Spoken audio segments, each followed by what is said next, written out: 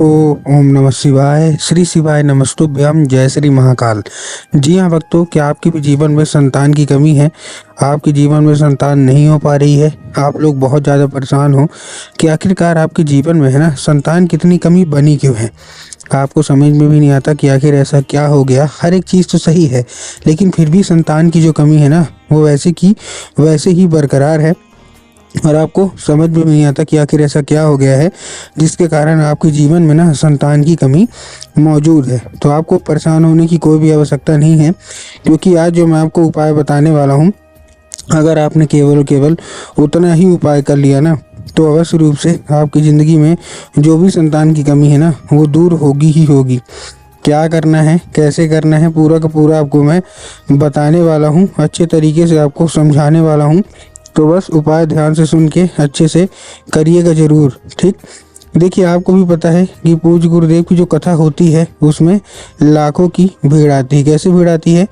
लाखों की भीड़ आती है। और जब गुरुदेव की कथा में लाखों की भीड़ आती है तो वहाँ ज़्यादातर जो भक्त हैं वो क्या करते हैं, पत्र के द्वारा अपनी इच्छा और अपनी मनोकामना जो है वो गुरुदेव तक पहुँचाते हैं। तो अभी गुरुदेव की कथा चल रही थी, आज से 4 से 5 महीना पहले की बात है। गुरुदेव की क्या है, कथा चल रही थी।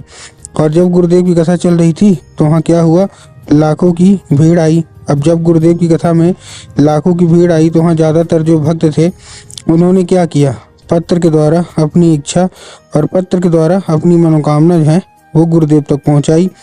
अब जब गुरुदेव के पास पत्र पहुँचा और गुरुदेव ने पत्र पढ़ा तो वहाँ गुरुदेव ने देखा कि ज़्यादातर जो भक्त हैं उनकी क्या है, केवल एक ही इच्छा और एक ही मनोकामना है। वो भी क्या कि गुरुदेव, हमारा जीवन में ना संतान की बहुत ज़्यादा कमी है। हम लोग बहुत ज़्यादा परेशान हैं कि आखिरकार हमारे जीवन में संतान कितनी ज़्यादा कमी क्यों है। हमने बहुत ज़्यादा डॉक्टरों को दिखा लिया, बहुत ज़्यादा दवाइयाँ भी करवा ली और बहुत ज़्यादा पैसे भी खर्च कर लिए, लेकिन फिर भी जो संतान की कमी है ना वो वैसी की वैसी बरकरार है। गुरुदेव कृपया करके कोई उपाय बता दें ताकि हमारे जीवन से संतान की जो कमी है ना वो दूर हो जाए। हम बहुत ही ज़्यादा परेशान हैं। हमारे विवाह को भी बहुत ज़्यादा समय हो गया है। किसी के विवाह को मतलब 3 साल हो गए हैं, किसी के विवाह को 5 साल हो गए हैं, किसी के विवाह को यहाँ तक कि 8-8 साल भी हो गए हैं, लेकिन मतलब उनके जीवन में ना संतान प्राप्ति नहीं हो पा रही है और वो लोग इसीलिए परेशान थे कि गुरुदेव कोई उपाय बता दें। अब जब गुरुदेव ने ये देखा तब गुरुदेव ने 2 से 3 उपाय बताए और कहा केवल और केवल ये उपाय कर लेना, तुम्हारी ज़िंदगी में अगर संतान की कमी है ना तो अवश्य रूप से संतान की जो कमी है वो दूर होगी ही होगी और अवश्य रूप से संतान प्राप्ति है ना वो होगी ही होगी। अब जब गुरुदेव ने ये उपाय बता दिया तो लोगों ने जा के इस उपाय को घर में करना शुरू कर दिया। अब जैसे ही लोगों ने जा के इस उपाय को घर में करना शुरू कर दिया, वही लोग गुरुदेव की कथा में मात्र 1 से 1.5 महीने के बाद वापस आ गए। अब जब वही लोग गुरुदेव की कथा में वापस आए तो उन्होंने क्या किया, फिर से एक बार गुरुदेव को पत्र लिखा। लेकिन ये वाला जो पत्र था ना ये गुरुदेव को धन्यवाद के रूप में पत्र था कि गुरुदेव धन्य हो आपका, आपके द्वारा बताया गया उपाय हमने कर लिया है, हमारी सारी इच्छा सारी मनोकामना जो है ना वो पूरी हो गई है।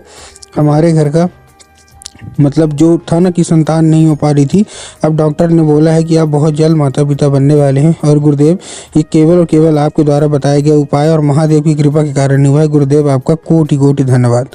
तो देखिए, जो लोग भी मेरी आवाज़ अभी सुन रहे हैं ना, अगर आपको भी जानना है कि आखिर ऐसा कौन सा उपाय है जिसको करने मात्र से इच्छा मनोकामना मात्र 1 से 1.5 महीने के अंदर ही पूरी हो जाती है, तो चलिए हम बताते हैं आपको आज की इस वीडियो के माध्यम से कि आपको करना क्या है।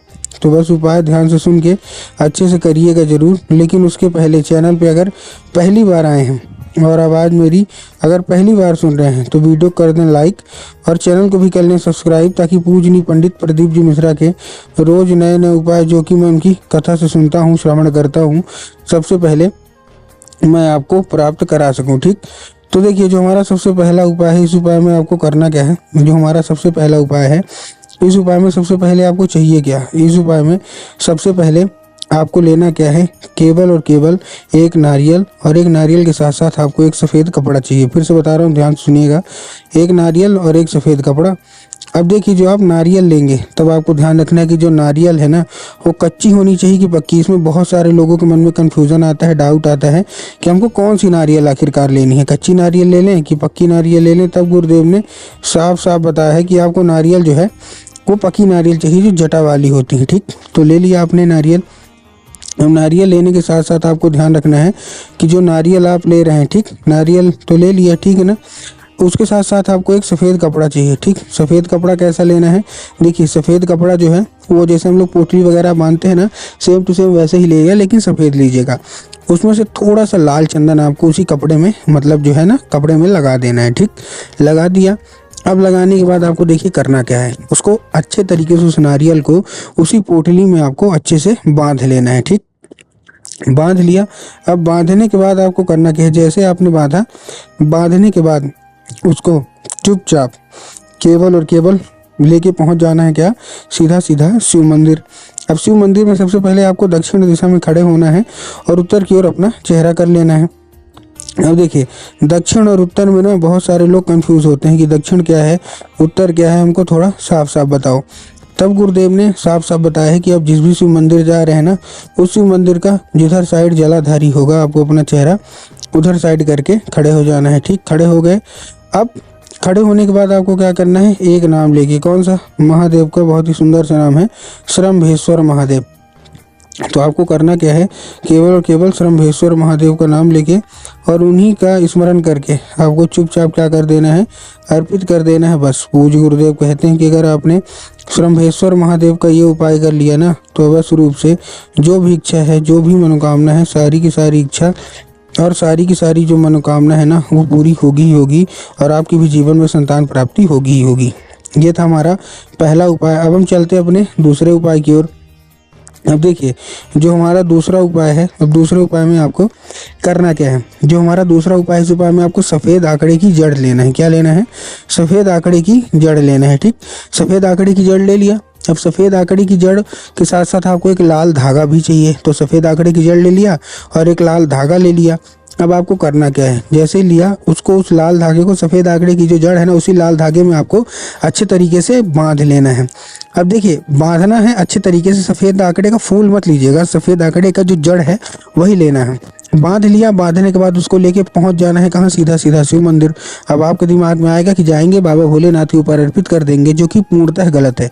आपको बाबा भोलेनाथ के ऊपर अर्पित नहीं करना, आपको माता शोक सुंदरी के ऊपर अर्पित करना है। अब माता शोक सुंदरी की जगह कहाँ होती है, जलाधारी के बिल्कुल बीचों बीच। तो आपको क्या करना है, माता शोक सुंदरी की जगह में चुपचाप अर्पित करके माता से उसको औषधि के रूप में मांगिए कि माता हमको संतान नहीं हो रही है, कृपया करके हमको इसको औषधि के रूप में प्रदान करिए। अब क्या होगा, अब वो औषधि का रूप ले लेगा। 5 मिनट तक आप खड़े रहिए, फिर वही धागा उठा के अपने कमर पे बांध लीजिए। पूज्य गुरुदेव कहते हैं कि अगर आपने ऐसा कर लिया तो इस फूल के जरिए स्वयं माता सरस्वती आपके दिमाग में प्रवेश करेंगे और आपके मतलब अंदर, और आपके जीवन में अवश्य रूप से 1 से 1.5 महीने के अंदर आपको खुशखबरी मिलेगी।